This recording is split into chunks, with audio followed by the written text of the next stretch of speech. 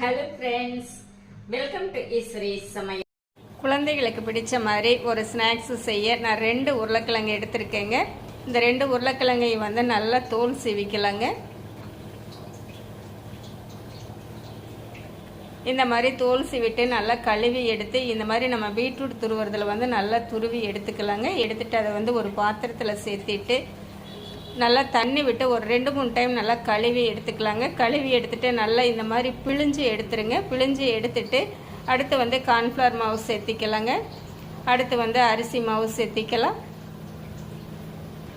உப்பு சேர்த்திக்கலாம், மிளகுத்தூள் சேர்த்திக்கலாம், மிளகாய்த்தூள் சேர்த்திக்கலாம், துருவன இஞ்சி சேர்த்திக்கலாம். எல்லாமே சேர்த்திட்டு நல்லா கலந்து விட்டுக்கலாங்க.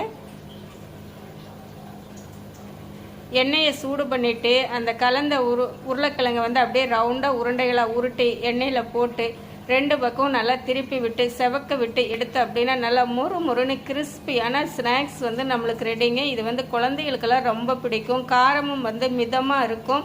ரொம்ப நல்ல ஒரு ஸ்நாக்ஸுங்க. இதை நீங்கள் கண்டிப்பாக செஞ்சு கொடுங்க. குழந்தைகள் எல்லாமே நல்லா என்ஜாய் பண்ணி சந்தோஷமாக விரும்பி சாப்பிடுவாங்க.